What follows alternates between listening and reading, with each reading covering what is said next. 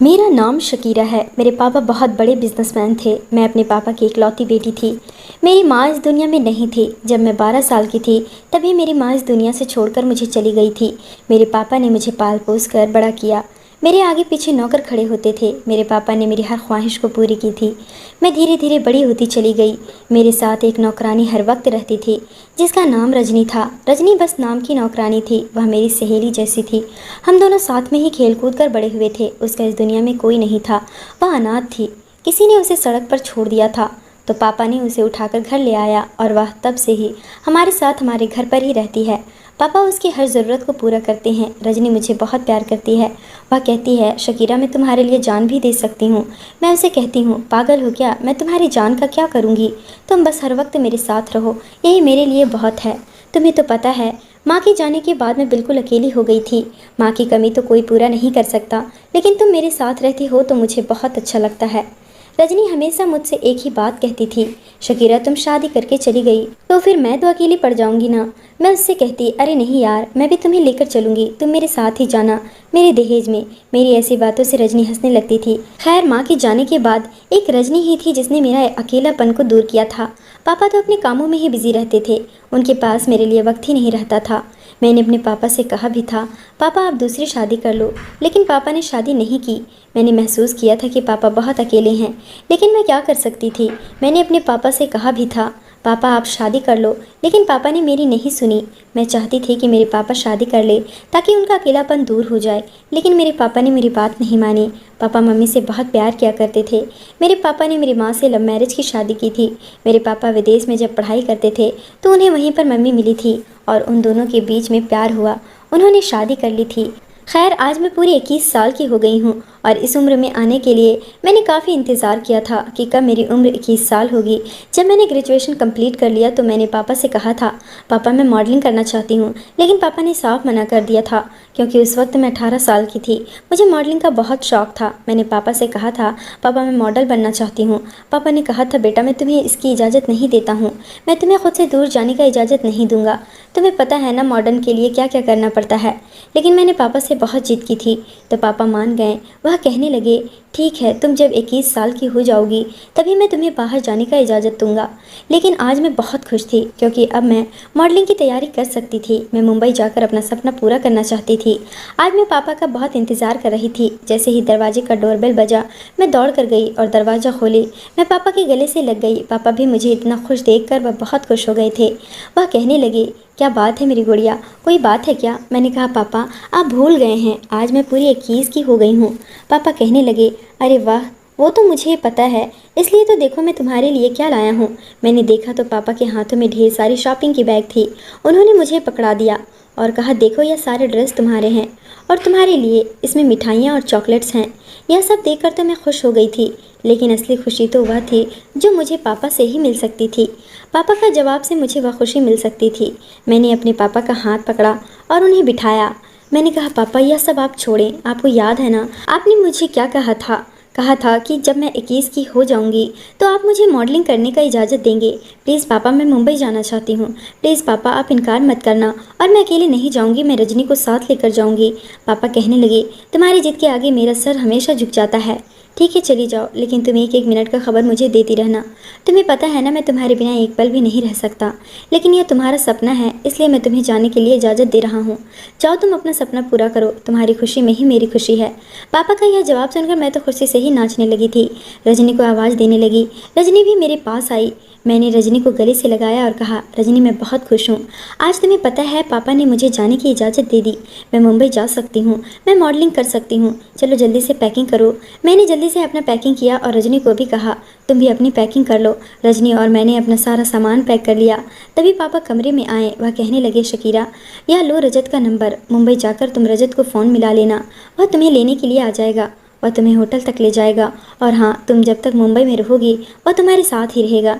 मैंने कहा, पापा अरे मैं छोटी बच्ची थोड़ी हूँ जो अब आप मेरे साथ रजत को लगा रहे हो, और यह रजत कौन है, ना मैंने इसे कभी देखा है ना मैं जानती हूँ। लेकिन पापा का कहना था कि शकीरा मैंने तुम्हारा हर बात माना है, लेकिन यह बात मैं नहीं मानूंगा। रजत मुझे तुम लोगों की खबर देता रहेगा और तुम्हारे साथ ही रहेगा। जब तक तुम मुंबई में रहोगी रजत तुम्हारे साथ ही रहेगा।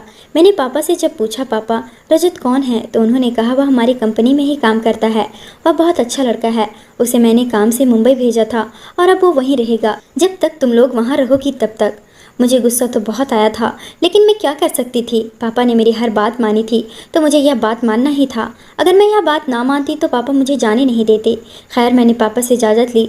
मैंने कहा ठीक है पापा। मैं और रजनी मुंबई के लिए निकल गई।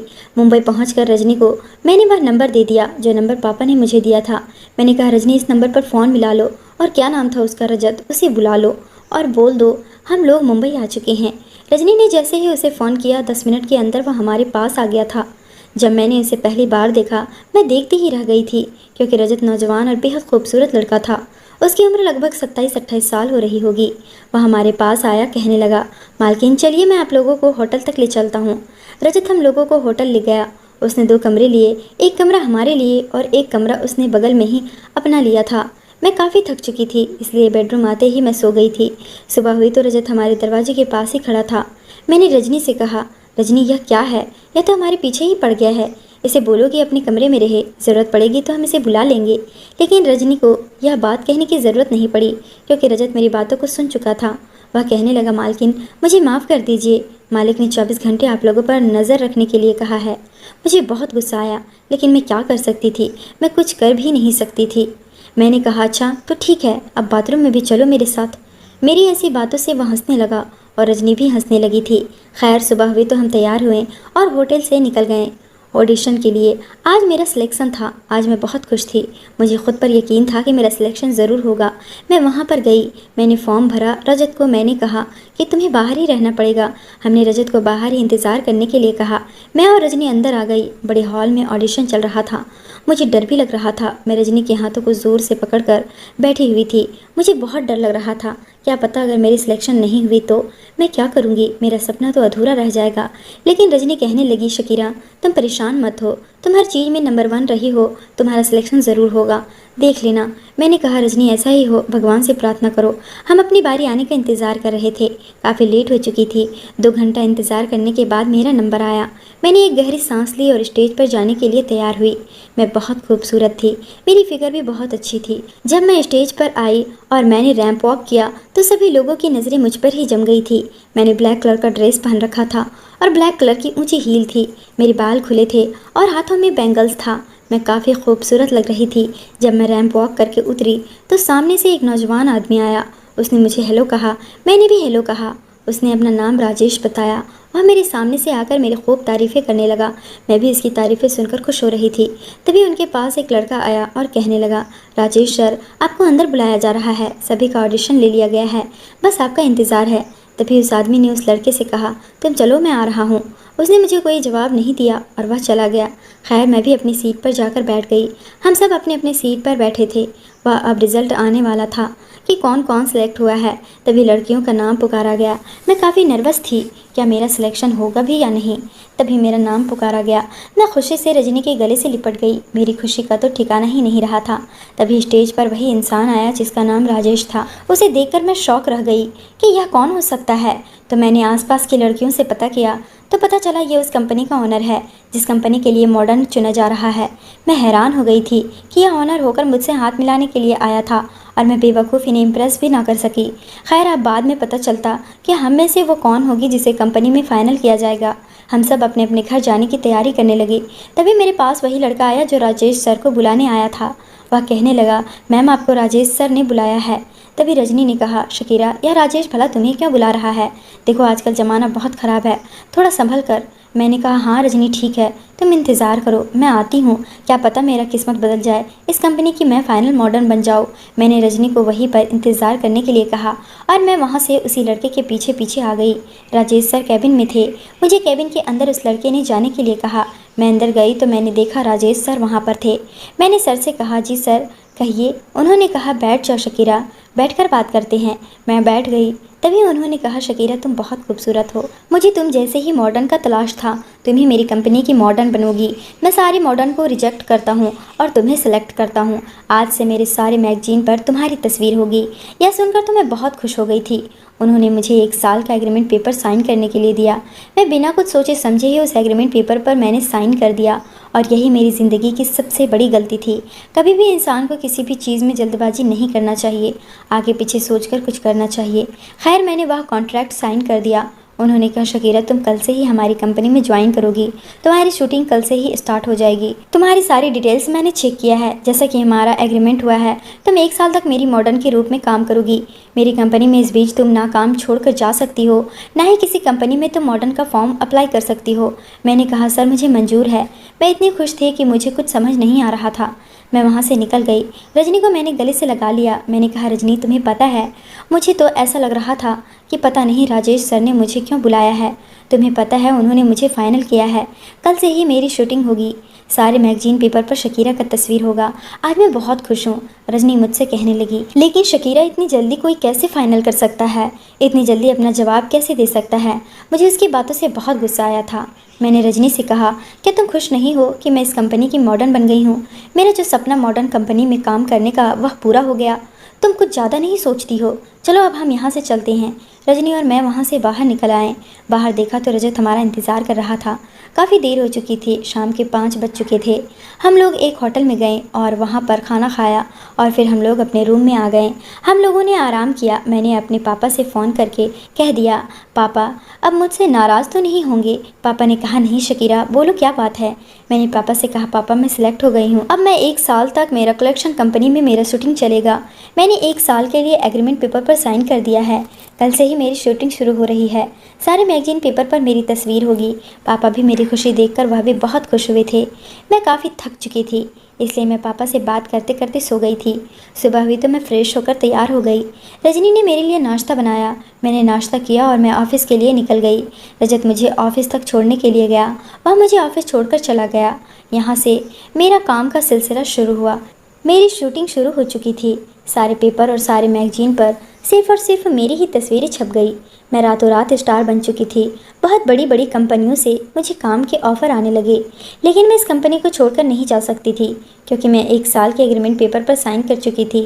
जब तक 1 साल कंप्लीट नहीं होता, मैं इस कंपनी को छोड़कर किसी दूसरी कंपनी में ज्वाइन नहीं कर सकती थी। यह देखकर मैं बहुत खुश हो रही थी। मेरा काम इसी तरह चलता गया। धीरे धीरे इसी तरह वक्त गुजरता गया। इस बीच मुझे राजेश सर की तरफ से कुछ बातें आने लगी थी। राजेश सर मुझे अजीब नज़रों से देखा करते थे। कई बार उनसे मेरा टकराव हुआ, लेकिन उन्होंने मुझसे कोई ऐसी बात नहीं की। लेकिन उनकी नज़रें मुझे थोड़ी अजीब लगती थी। शूटिंग के दौरान वह अक्सर आ जाया करते थे और बहुत ही गौर से मुझे देखा करते थे। खैर, मैं वह सब बातें इग्नोर करती थी। धीरे धीरे 2 महीना बीत गया और मैं पूरी तरह से यहाँ सेट हो चुकी थी। रजत मुझे ऑफिस ले जाता था और ऑफिस से लाता था। इस बीच रजत से हमारी काफ़ी अच्छी दोस्ती हो चुकी थी। एक दिन रजत मुझे ऑफिस छोड़ने जा रहा था, तो मैंने रजत से पूछा, रजत तुम किसी से प्यार नहीं करते हो क्या? मतलब तुम्हारी ज़िंदगी में कोई लड़की नहीं है? रजत ने हंसते हुए कहा, नहीं मालकिन, मैं किसी से प्यार नहीं करता, और मैं भला किसी से प्यार करूँगा तो क्या वह मुझसे प्यार करेगी? मैं इन सब बातों पर भरोसा नहीं करता। मैं उसकी बातों से हंसने लगी और कहने लगी, अरे तुम तो कितने हैंडसम हो, कितने खूबसूरत दिखते हो, तो क्यों नहीं कोई लड़की प्यार करेगी? खैर, रजत किसी से प्यार नहीं करता, यह सुनकर मुझे खुशी हुआ था कि उसकी ज़िंदगी में कोई नहीं है। इस बात पर मुझे खुशी क्यों मिली थी ये नहीं पता, लेकिन रजत को मैं बहुत पसंद करने लगी थी। हम दोनों बहुत पक्के दोस्त बन चुके थे। मुझे उसकी आदत से लग चुकी थी। बातों बातों में मैं ऑफिस पहुँच चुकी थी। रजत मुझे छोड़कर जा चुका था। आज ऑफिस पूरा सन्नाटा था। मैंने इधर उधर देखा तो कोई नहीं था। मैं राजेश सर के कैबिन में गई तो मैंने देखा राजेश सर मैगजीन में छपी मेरी ही तस्वीरों को देख रहे थे। उन्होंने मुझे देखा तो वह उस मैगजीन को छुपा लिए। उन्होंने कहा, आओ शकीरा, मैं तुम्हारा ही इंतज़ार कर रहा था। मैंने उनसे कहा, मेरा इंतज़ार पर क्यों सर? उन्होंने कहा, बैठो तो सही, बताता हूँ। मैं बैठ गई। मैंने गहरी सांस ली। भला राजेश सर मेरा इंतज़ार क्यों कर रहे थे? वह अपनी कुर्सी से उठकर मेरे करीब आ गया। मेरी बहुत ही करीब उनकी गर्म गर्म सांसें मेरे चेहरे पर आ रही थी। मैंने कहा, सर यह आप क्या कर रहे हैं? उन्होंने कहा, वही जो एक लड़का एक लड़की के साथ करता है। क्या मैं अच्छा नहीं दिखता? मैंने कहा, सर मुझे कुछ समझ नहीं आ रहा, आप कहना क्या चाह रहे हैं? तभी आगे उन्होंने जो बात की, मेरे तो होश उड़ गए। उन्होंने कहा, शकीरा, मैं तुमसे बहुत प्यार करता हूँ। मैं कभी सोच भी नहीं सकती थी कि राजेश सर मेरे बारे में ऐसा कुछ सोचते हैं। मैं राजेश सर के बारे में ऐसा कुछ भी नहीं सोचती थी। मैं राजेश सर के बारे में ऐसा कैसे सोच सकती थी? वह इस कंपनी के बॉस थे। मैंने कभी उन्हें उस नज़र से नहीं देखा था। हाँ, राजेश सर तो काफ़ी हैंडसम थे, लंबे चौड़े थे और काफ़ी रईस भी थे। पर्सनैलिटी भी बहुत अच्छी थी। उन्हें देखकर तो कोई भी लड़की फिदा हो जाए, उनसे कोई भी शादी करने के लिए तैयार हो जाए। मैंने कहा, सर, यह आप क्या कह रहे हैं? हम दोनों तो एक दूसरे को अच्छे से जानते भी नहीं हैं। उन्होंने आगे जो बात कही वह मेरे होश उड़ाने के लिए काफ़ी थे। उन्होंने कहा, तो अब जान लो, मैं तुम्हारे सामने हूँ और मैं तुम्हें अच्छे से जान चुका हूँ। तुम्हें आते जाते हर वक्त देखता हूँ। मुझे बहुत सुकून मिलता है। मुझे ऐसा लगता है कि मैं तुम्हारे बिना नहीं रह सकता। मैंने कहा, सर, मुझे इन सब चीज़ों के लिए थोड़ा वक्त चाहिए। मैं सोचकर जवाब दूंगी। मेरा इतना कहना था कि उनके चेहरे पर बहुत तेज गुस्सा आ गया था। उनकी आंखें लाल हो चुकी थी। उन्होंने कहा, देखो सर, मत बोलो, तुम मुझे सिर्फ राजेश कहकर बुलाओ। मैं इतनी ज़्यादा उनकी बातों से परेशान हो चुकी थी कि मुझे काम करने का आज दिल ही नहीं कर रहा था। उनकी लाल आंखें मुझे परेशान कर रहा था। आज मुझे शूटिंग करने का ज़रा भी मन नहीं कर रहा था। उनका गुस्सा भरा चेहरा मेरे सामने घूम रहा था। मैं केबिन में गई और मैंने राजेश से कहा कि आज मैं काम नहीं कर पाऊंगी। मेरी तबीयत ठीक नहीं लग रही है, मैं जा रही हूँ। उन्होंने मुझे जाने को कह दिया। रजनी मुझे इतना जल्दी आता हुआ देख वह हैरान हो गई। कहने लगी, शकीरा, तुम इतनी जल्दी आ गई, क्या हुआ? सब ठीक तो है? मैंने कहा, सब ठीक है। एक काम करो, मेरे लिए कॉफ़ी बना कर ले आओ। मैं आराम करना चाहती हूँ। मैं सोते हुए यही सोच रही थी कि अगर मैंने राजेश को इनकार कर दिया तो मेरी कैरियर चौपट हो जाएगी, और अगर उसे मैंने हाँ कह दिया तो मैं बहुत ही आगे तक जाऊंगी। शायद मेरे दिमाग में कहीं ना कहीं लालच आ चुका था। दूसरे दिन जब मैं ऑफिस पहुंची तो मैंने राजेश को हाँ कह दिया। इसी तरह हम दोनों एक दूसरे के बेहद करीब हो गए। मैं राजेश से प्यार करने लगी थी। इसी तरह वक्त गुजरता गया। हम क्लब, पार्टी, हर जगह साथ जाने लगे। मैं अपनी कई रातें राजेश के नाम कर चुकी थी। राजेश और मैं एक दूसरे के साथ अब हर रात गुजारने लगे थे। रजनी से मैं झूठ बोलकर राजेश से मिलने के लिए आती थी और उसे कहती थी कि रजत को इन सब के बारे में पता नहीं चलना चाहिए कि मैं रात को होटल से बाहर भी निकलती हूँ। रजनी मुझे मना करती थी, लेकिन मैं उसकी बातों को ध्यान नहीं देती थी। शायद मुझे राजेश की आदत पड़ चुकी थी, उसके प्यार की आदत पड़ चुकी थी। मैं उससे अगर नहीं मिलती तो मुझे चैन नहीं आता था, मैं बेचैन हो जाती थी। आज मैं ऑफिस जाने के लिए तैयार हुई। रजत ने कहा, मालकिन, मैं आपको छोड़ देता हूँ। मैं गाड़ी में बैठ गई और अपने खुद की तस्वीरें देखने लगी, जिसमें राजेश भी मेरे साथ था। मैं उस मैगजीन को देखकर बहुत खुश हो रही थी। तभी रजत की नज़र मेरी मैगजीन पर पड़ी और वह कहने लगा, क्या बात है मालकिन, आप मैगजीन में क्या देख रहे हैं और आप बड़ी खुश लग रहे हैं। मैंने यूं ही बातों बातों में रजत को सारी बातें बता दी। मैंने कहा, रजत, तुम्हें पता है मैं बहुत जल्द शादी करने वाली हूँ। मेरी शादी के नाम पर रजत के चेहरे का रंग उड़ चुका था। वह मुझसे कहने लगा, मालकिन, ये तो अच्छी बात है। आपने मुझे बताया नहीं कि आप किसी को पसंद भी करते हो। मैंने उससे कहा, अरे तो अब बता रही हूँ ना, देखो यह राजेश है। मैं जिस कंपनी की मॉडर्न हूँ उस कंपनी का यह बॉस है। राजेश को देखकर रजत हैरान हो गया। उसने आगे जो बात कही मेरे होश उड़ गए थे। उसने कहा, मालकिन, यह तो शादीशुदा है और उसके बच्चे भी हैं। मैंने कहा, रजत, यह तुम क्या कह रहे हो? ऐसा नहीं हो सकता। उसने मुझे प्रपोज़ किया था, उसने मुझसे शादी के वादे भी किए हैं। रजत ने कहा, मालकिन, मुझे नहीं पता इसने आपको क्या कहा है, लेकिन इसकी शादी हो चुकी है और उसके 2 बच्चे भी हैं। यह सुनकर मेरा सर चकराने लगा। यह मैं क्या सुन रही थी? मैंने कहा, रजत, क्या सच में उसकी शादी हो चुकी है? और तुम कैसे जानते हो कि इसकी शादी हो चुकी है? रजत ने कहा कि कैसे जानता हूँ, यह आप छोड़ दें मालकिन। अगर आपको मेरी बातों पर भरोसा ना हो तो जाकर आप खुद ही सवाल कीजिए, उससे पूछिए। मैं रजत की ऐसी बातों से पूरी तरह टूट चुकी थी। मैंने कहा, मुझे यहीं पर छोड़ दो और तुम जाओ। लेकिन रजत कहने लगा, नहीं मालकिन, मैं आपको ऐसे अकेला नहीं छोड़ सकता। चलिए, मैं आपको ऑफिस तक छोड़ देता हूँ। मैं ऑफिस पहुँची और सीधे राजेश के कैबिन में आई। मैंने उससे सवाल किया कि क्या आप शादीशुदा हो? मेरे इस सवाल पर वह हैरान हो गया और कहने लगा, किसने कहा तुम्हें? मैंने कहा, आप हाँ या ना में जवाब दो। क्या आप शादीशुदा हो या नहीं? वह खामोश हो गया। उसकी खामोशी बता रही थी कि वह शादीशुदा है। इसका मतलब रजत सही कह रहा था। राजेश ने मुझे धोखा दिया। मैंने उसका गिरेबान पकड़ लिया और मैं चीखने चिल्लाने लगी। मुझे बहुत गुस्सा आ रहा था। मैंने वह एग्रीमेंट पेपर निकाला और मैंने फाड़ कर उसके मुंह पर मार दिया। मेरी आंखों से टप टप आंसू बह रहे थे। मैंने उस पर भरोसा किया, कितना प्यार किया, और उसने बदले में मुझे धोखा दिया। मेरे दिमाग में बस उसके साथ बिताई हुई वो रातें मेरी आंखों के सामने घूम रही थी। जो रात मैंने राजेश के साथ गुजारी थी, ये मैंने क्या कर दिया? मेरे पापा मुझ पर कितना भरोसा करते थे। मैंने खुद को बर्बाद कर लिया। आज ऐसा लग रहा था कि मैं अपनी जान ले लूं। लेकिन अगर मुझे कुछ हो गया तो मेरे पापा जिंदा नहीं बचेंगे। मैं किसी तरह से होटल तक आई। रजनी मुझे देखकर हैरान हो गई। मेरी ऐसी हालात देखकर वह परेशान होने लगी। उसने रजत को बुलाया। रजत को सारी बातें पता थी, इसलिए वह हैरान नहीं था। उसने मुझे हौसला दिया, मुझे तसल्ली दी। उसने कहा, मालकिन, जो होता है अच्छे के लिए होता है। शुक्र कीजिए भगवान का कि आपको यह सब पहले पता चल गया। अगर आपकी शादी हो जाती तब पता चलता तो क्या होता।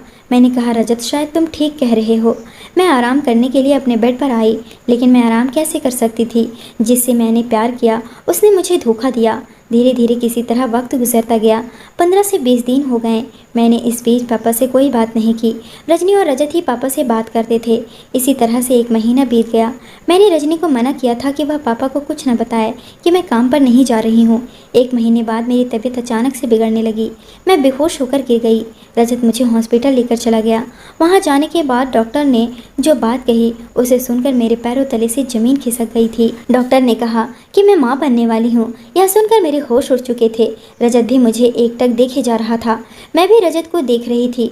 मैं उलझन में पड़ चुकी थी कि मैं क्या करूँ। मुझे कुछ भी समझ नहीं आ रहा था। मैंने डॉक्टर से बात की, मुझे एबॉर्शन करना है, लेकिन रजत ने साफ मना कर दिया। रजत ने कहा, नहीं मालकिन, एबॉर्शन मत कराएं। मुझे उस पर बहुत गुस्सा आया कि क्यों ना कराऊं, मैं इस बच्चे को नहीं रख सकती। अगर पापा को यह सब पता चल गया तो मेरे पापा जीते जी मर जाएंगे। मैं अपने पापा की मौत का कारण नहीं बन सकती। लेकिन रजत ने मुझे कहा, नहीं मालकिन, ऐसा कुछ भी नहीं होगा। मुझे आपसे कुछ बात करनी है। मैं आपके लायक तो नहीं हूँ, लेकिन मैं आपसे कुछ कहना चाहता हूँ। मैं उसकी ऐसी बातें सुनकर और भी परेशान हो रही थी। मैंने कहा, बोलो रजत, तुम कहना क्या चाहते हो। मैंने कहा, क्या कहना चाहते हो तुम? क्यों मुझे एबॉर्शन करने के लिए मना कर रहे हो? मैं इस बच्चे को नहीं रख सकती। लेकिन रजत ने कहा, मालकिन, मैं इस बच्चे को अपना नाम देना चाहता हूँ और मैं आपसे शादी करना चाहता हूँ। मैं आपसे बहुत प्यार करता हूँ। यह कहने की मुझे हिम्मत ही नहीं हुई, लेकिन आज मैं आपसे कहता हूँ कि मैं आपसे बहुत प्यार करता हूँ और मैं आपको अपनाना चाहता हूँ इस बच्चे के साथ। आप खुद ही सोचिए, इसमें इस बच्चे का क्या कसूर है जो आप इसे सज़ा देना चाहती हैं। गुनहगार तो वो है, सज़ा के लायक तो वो इंसान है। आपने तो उसे प्यार किया था ना, तो आप इस बच्चे को कैसे मार सकते हो? उसका प्यार झूठा था, लेकिन आपका प्यार तो सच्चा था। ये आपके प्यार की निशानी है। आप इसे कैसे मार सकते हो? उसकी ऐसी बातें सुनकर मेरी आंखों से आंसू बहने लगी थी। शायद वह जो कह रहा था वह सच था। मैं इस बच्चे को कैसे मार सकती हूँ? इस बच्चे का भला क्या कसूर? दूसरी तरफ रजत ने मुझे उलझन में डाल दिया। रजत मुझसे प्यार करता था। मैं खामोश हो गई। रजत और मैं हॉस्पिटल से होटल आ गई। मैंने यह बात रजनी को नहीं बताई और ना ही पापा को बताई। यह बात सिर्फ मेरे और रजत के बीच थी। रजत ने कहा था, मालकिन, आपको भी किसी को कुछ बताने की ज़रूरत नहीं है। सही वक्त आने पर हम सबको बताएंगे और आप किसी को नहीं बताएंगे कि यह मेरा बच्चा नहीं है। आप अपने पापा को यह बताएंगे कि यह मेरा बच्चा है। इस बच्चे का बाप मैं हूँ। मैंने कहा, रजत, ये तुम कैसी बातें कर रहे हो? तुम मुझे ऐसी हालात में कैसे अपना सकते हो? यह जानते हुए कि मैं किसी और से प्यार करती थी, यह जानते हुए कि मैं उसके बच्चे की माँ बनने वाली हूँ, यह सब जानते हुए तुम मुझसे कैसे प्यार कर सकते हो? तुम मेरे साथ शादी कैसे कर सकते हो? लेकिन उसने मुझे खामोश कर दिया। उसने कहा, मालकिन, अगर आप मुझसे शादी करना चाहो तो मैं ज़िंदगी भर आपके साथ ये रिश्ता निभाने के लिए तैयार हूँ। मैं आपसे बेहद प्यार करता हूँ। आगे आपकी मर्जी। रजत की ऐसी बातों से मेरे दिल में अजीब सी हलचल होने लगा था। रजत मुझे बहुत अच्छा लगता था और उसकी ऐसी बातों से रजत मुझे और भी अच्छा लगने लगा था। उसके लिए मेरे दिल में और भी इज्जत बढ़ चुका था। धीरे धीरे इसी तरह वक्त गुजर रहा था। एक दिन रजनी मेरे पास आई और वह मुझसे कहने लगी, शकीरा, तुम शूटिंग पर क्यों नहीं जा रही हो? क्या कुछ हुआ है? अगर कुछ हुआ है तो मुझे बताओ। मैंने कहा, नहीं रजनी, ऐसा कुछ भी नहीं है। मैंने 2-3 महीने की छुट्टी ले ली है। मेरी तबीयत थोड़ी ठीक नहीं है। मैं चाहती हूँ मैं पूरी तरह से ठीक हो जाऊँ, फिर मैं शूटिंग पर जाऊँ। वह कहने लगी, फिर ठीक है। वैसे शकीरा, मैं तुमसे कुछ बात करना चाहती हूँ। मैंने कहा, बोलो। शकीरा, मैं रजत से बहुत प्यार करती हूँ और मैं रजत को अपने दिल की बात कहना चाहती हूँ। मैंने बस उससे कहा, रजनी, ये तुम क्या कह रही हो? तुम रजत से प्यार करती हो? वह कहने लगी, हाँ, पहले दिन से ही मैं रजत से बहुत प्यार करती हूँ। अगर रजत मुझे नहीं मिला तो मैं अपनी जान दे दूँगी। मैंने उससे कहा, रजनी, ये तुम कैसी बातें कर रही हो? तुम बहुत अच्छी लड़की हो, तुम में कोई कमी नहीं है। जाओ और रजत से अपने दिल की बात कहो, वह तुम्हें ज़रूर हाँ कह देगा। रजत भी बहुत अच्छा लड़का है और रजत को तुमसे अच्छी लड़की मिल ही नहीं सकती है। रजनी बहुत खुश थी। दूसरी तरफ रजत मुझसे प्यार करता था। अब मैं रजनी से कैसे कहती कि रजत मुझसे प्यार करता है?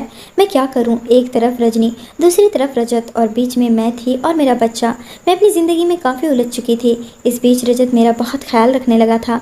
वह मेरे और मेरे बच्चे का बहुत परवाह करने लगा था। दूसरे दिन रजत मेरे पास आया और मुझसे पूछने लगा, मालकिन, आपकी तबीयत ठीक है ना? मैंने उससे कहा, हाँ ठीक है रजत।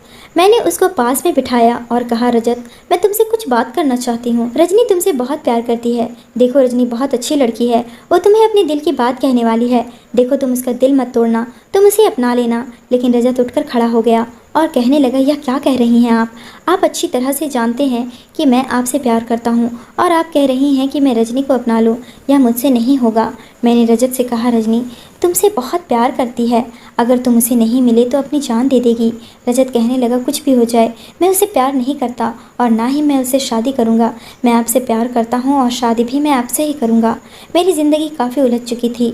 एक तरफ रजनी, दूसरी तरफ रजत और बीच में मैं थी जो किसी और के बच्चे की माँ बनने वाली थी। अब मैं बेचैन हो चुकी थी। मैंने अपने पापा को कॉल लगाया। मैंने पापा से कहा कि पापा मैं आ रही हूँ। पापा बहुत खुश थे।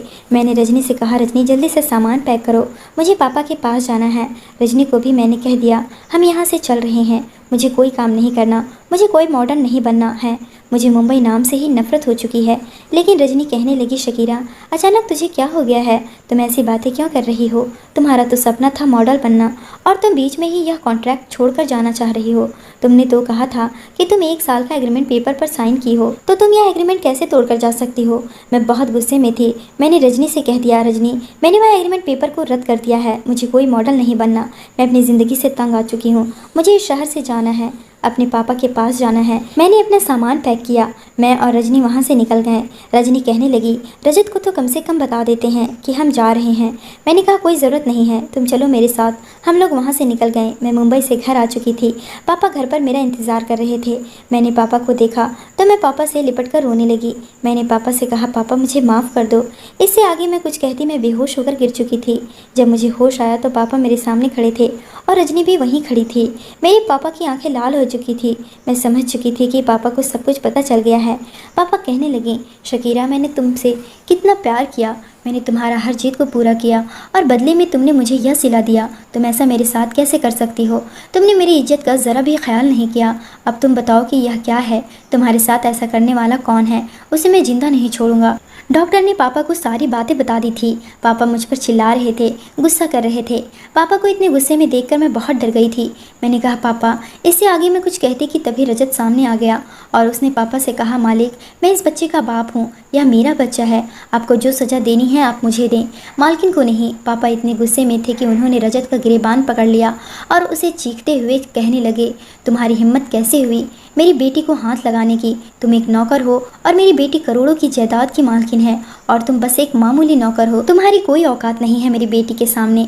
पापा इतने गुस्से में थे कि मैं डर गई थी, कहीं पापा रजत को जान से ही ना मार दे। मैंने कहा, पापा इसमें रजत की कोई गलती नहीं है, आप उसे छोड़ दें, गलती मेरी है। लेकिन रजत कहने लगा, नहीं मालिक मेरी गलती है, आप शकीरा मालकिन की बातों को ध्यान ना दें। तभी बीच में रजनी बोल पड़ी। वह कहने लगी, अंकल मैं आपको बताती हूँ सच क्या है। मुझे भी यह सब कुछ दिन पहले ही पता चला है। यह बच्चा रजत का नहीं है, लेकिन रजत ऐसा क्यों कह रहा है ये मुझे नहीं पता। पापा अपना सर पकड़े ज़मीन पर गिर गए थे। मैं दौड़कर पापा के पास गई।